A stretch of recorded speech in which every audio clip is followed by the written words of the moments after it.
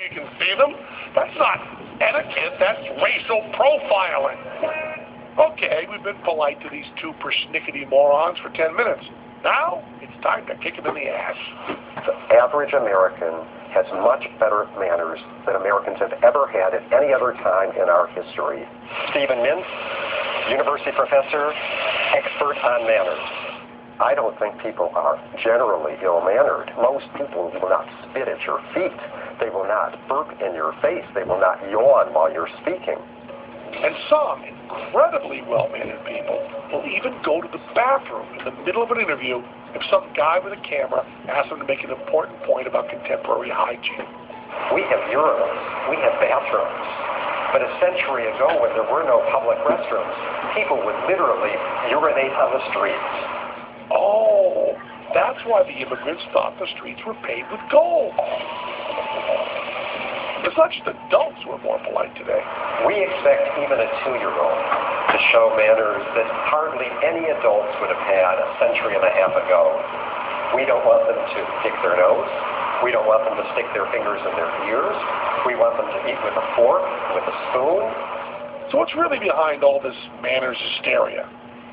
Today, manners are very much part of the culture wars, with conservatives calling for a return to the Victorian etiquette of the past, and many liberals hailing the advances of the 1960s. So just what was Victorian etiquette actually like? To find out, we traveled all the way to Pasadena, California. We discovered these two Victorian-era experts. Our producers rented a horse and buggy for this shot. Jesus Christ, a horse? Couldn't we have spent that money on better catering? Sheila Murphy Nelson, reenactor of the Victorian era. Walter Nelson, expert in Victorian etiquette. Walter demonstrates Victorian manners at schools and museums. Sheila and Walter were happy to demonstrate all the etiquette embraced by the gentle and noble Victorians. Ladies were almost always escorted unless they were walking down to the corner on their own street.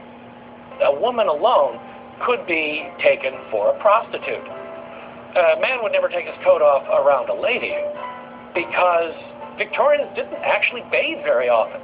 Sorry, Victorian dude. We spent all the money on the horse, so you have to pretend ketchup is soup. Quick, cut away before everyone sees he doesn't eat it. Tell us some more elegant shit they used to do. Any sort of interaction between men and women should avoid arousing the passions. It is rather warm weather we're having. And so they stuck to topics like the weather. Women were an ornament. They were a trophy. They were a symbol of the importance and prosperity of the husband. Today, a man wouldn't even think of reducing his wife to the level of an ornament, unless she's his second wife. Your reputation was your life. And part of managing that reputation and managing your survival was presenting yourself as a proper Victorian. Oh, so all this properness was just a facade. They weren't embracing manners because they cared about others. They were pretending to be polite in order to gain social standing. Here's another etiquette tip and/or trick for you. The salad fork is the one with the thick tines over on the left. If you sense you've picked up the wrong fork,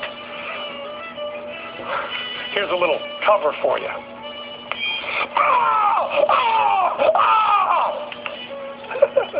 See, nobody even remembers the wrong fork. And all you're going to do is just palm a creamer when nobody's looking. Don't let the word palm scare you. For this trick, it just means grab and hold. Then you jab the fork in it like this. But don't stick the fork into your real eye, asshole, because the trip to the emergency room would inconvenience everyone. And that wouldn't be polite. Meanwhile, back on the streets of Chicago, Dr. Angry Fuck was still ranting about all kinds of inconsequential shit. You know, of all the assholes we filmed, he's right up near the top. Other people have been, like, misguided and mentally ill. But for pure, raw assholes, he may win. Look at that. There's the example. Opens up the car window, flicks the cigarette out the window. Like, that's not litter. One car is cutting off the other. No signal, no turn signal. Why do they put the signals in the car? You're supposed to use them. Bicycler, he's going by, and, he just swerves around people, not a care in the world. Why do I have to pass by these cigarette smokers? Why can't they, go far away from the building, leave me alone, leave my ear alone, and smoke their cigarettes some other place? Why does she have to make the call right now? What's that about? Why is she on the phone? She's so important. She's got to make that call right now, and it's invading my space. You can't be the center of the world. I'm the center of the world. I'm the center of the world. I am the cow. I am the cow. I am the cow. Back in our etiquette course with Gloria, the table was set and it was ready, and Gloria had even more rules.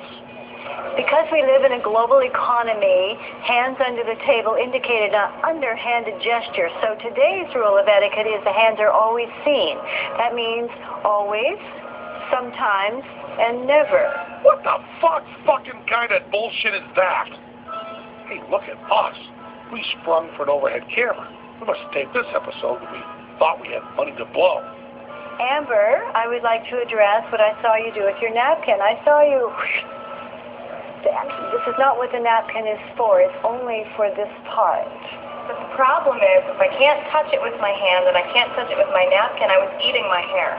Look at the difference between this, which is exaggerated, versus like this. So that it's not distracting. It's very calming. Any agitated movements, and I actually saw somebody touching their ear at the table. How did that happen? Maybe if Gloria finished that glass of wine and touched herself under the table, she'd lighten up. We'll check back in a little while. The Three Stooges had it right. You want manners? Pinkies up. Anything done with pinkies up is proper. Pinkies up! See how nice that is? Back in Chicago, the angriest man in America was still raving. What's the hurry here? Why do you have to herd like cows to get where you're going? You know what I do is I tell people just move, and you see the response you get from that. Yeah, because that's sure not rude. Well, at least you're just one guy going around yelling at people. It's not like you're telling everyone to police manners. I think you can police manners, and I think we should start to police manners. Fuck. Next thing you know, he'd be clubbing us with his giant mime dick. Actually, that's kind of what happened to this woman. Ellen Simonetti, fired flight attendant. Ellen was a flight attendant with Delta Airlines for 8 years. Then, in September 2003, her mother died. And it hit me really hard, and I just didn't know how to deal with that. So when I heard about online diaries or blogs, I decided to start one. Ellen named her blog Diary of a Flight Attendant and called herself Queen of Sky. She wrote about work and posted pictures of herself, but she never named the airline. She was surprised she received a call from her supervisors. They said that I was suspended because of inappropriate pictures on the web. Suspended? Wow, those pictures must have been really shocking. Let's see them, Queen of Sky. Oh yeah, give them up. This is just me sitting on some seat backs, and it's just a goofy picture. Yeah, sweet Jesus, Wait, that's it? Come on, there must have been something worse, like violating some secret post-9/11 security rule. I think this was in Lima, Peru, and I was leaning over a seat back, and I didn't realize that my bra was showing. Her bra was showing? That's all we get? A little bra? But her bosses at Delta, impotent, lip-dick, redundant bastards that they are, told her over the telephone that, quote, it's been determined that based on inappropriate photographs in a Delta uniform on a website that we're going to terminate your employment. So that means Delta has a stupid policy in its employee handbook about taking pictures, right? There's nothing in here that says anything about taking pictures on an airplane, taking pictures in uniform. The manual also says nothing about web blogs or the definition of inappropriate. So why did the airline fire Ellen? I think the airline is definitely trying to control its employees' behavior outside of work. It's not just Delta Airlines that's controlling people's manners when they're off the clock. In Delaware, the Dover Post newspaper fired a reporter for making a racist joke on his blog. Supermarket giant Winn-Dixie fired a truck driver for wearing women's clothes outside of work. A New Jersey police department suspended a cop because they didn't like the offensive material in his stand-up comedy act. Remember, this is all shit from their